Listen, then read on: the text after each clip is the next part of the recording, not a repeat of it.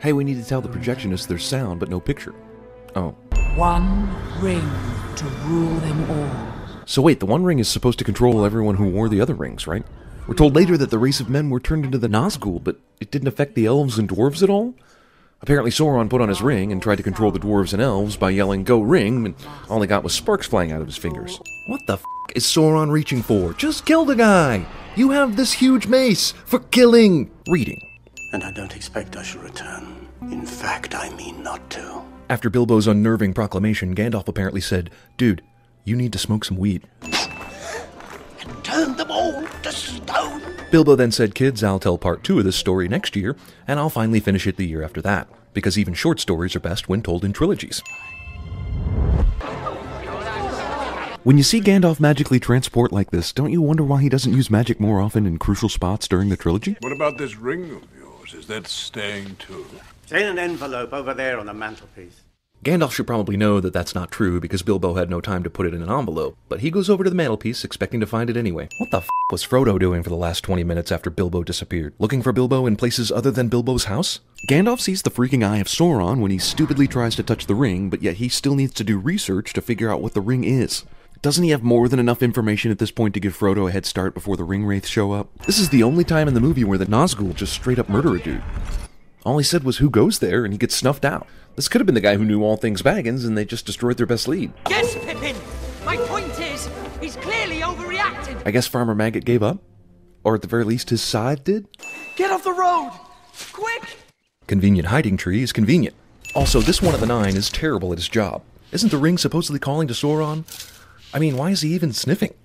If his nose worked, he clearly would smell the hobbits, or the ring. If the Nazgul can't detect the ring 2 feet in front of their faces, why didn't Gandalf just find a container for the ring that he could magically seal, or at least lock, and throw away the key so no one could get into it? Frodo wouldn't be tempted to wear it, and no one could possibly detect it, and the road to Mordor becomes that much easier. Then he falls for the old toss something to distract the bad guy trick from every other movie ever. It went from day to night pretty fast here, but maybe that much time has really passed in this case. So if that's true, has the ring wraith been chasing the hobbits for several hours without making one bit of headway? And only now are Merry and Pippin asking what the hell is going on? Bad guy doesn't like water cliché.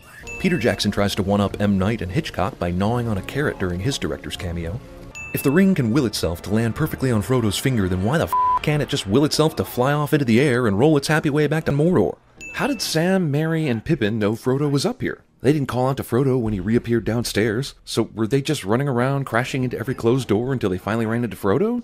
At all times they feel the presence of the ring, drawn to the power of the One. Until it's convenient for them not to be drawn to it. If you look really hard, you can see Tom Bombadil in this shot. Either you don't care if Gandalf dies, in which case, just kill him. Or you want to keep him alive for some reason, in which case, don't put him in a prison that basically anyone would die in at the first thunderstorm. I know the hobbits are here for comic relief, for the most part. At least early on, but damn. Nobody is anywhere near that stupid to light a fire on a tower at night when you're hiding from supernatural hunting machines.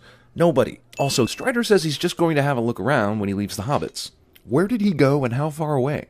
He didn't see the fire immediately and start running back to slap all the hobbits for starting one? And he didn't notice the Nazgul anywhere while he was looking around? After we've seen them straight up murder people for asking who goes there, the Nazgul finally find the hobbits and decide to go into a slow attack formation so that Strider can show up in time to save the day. Oh, these bad guys are afraid of water and fire. Wow, so Earth is like the only major element they're not afraid of? He's been stabbed by a Morgul blade. You know, the kind that dissolve dramatically after you identify it? Do you know the Athelas plant? Athelas? Kingsfoil. Kingsfoil, it's a weed. Weed is the answer to everything. Ah, I see. Elf horses have turbo mode. Well, we're only an hour in, but it's already clear that good old H2O is the real hero of Middle-earth.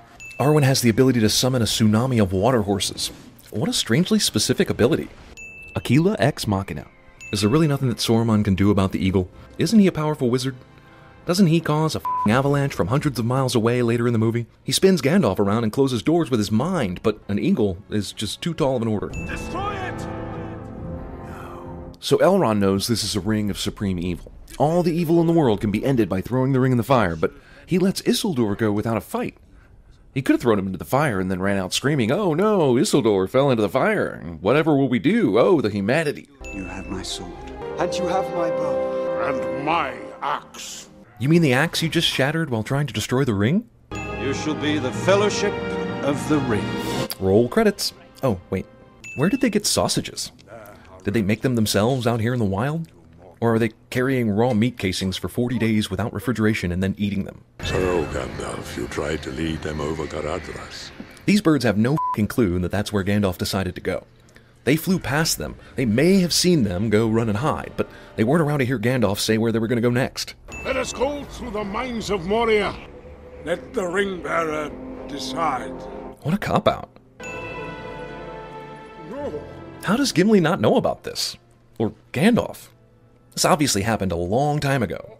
Sure, there's no internet or phones, but word should have traveled faster than this. These hobbits over here on the left give no indication whatsoever that a cave troll is about to peek around the corner. Why isn't Frodo's blade glowing right now? Are all the orcs dead? Or right now?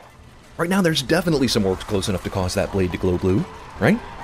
Gandalf said it was a 4-day trip through the mines, but it takes the Fellowship like a couple of hours, if that, to get to the other side.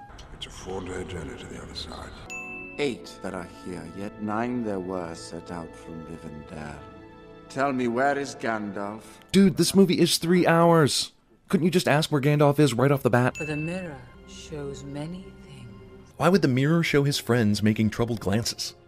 What can be learned from that? I could have told you that. He will try to take the ring. You know of whom I speak.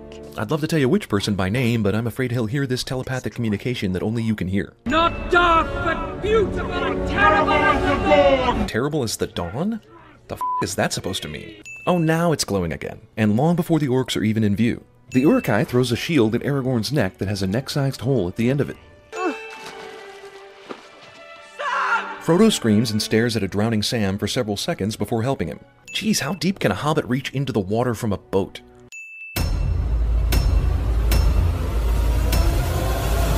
Cast it into the fire!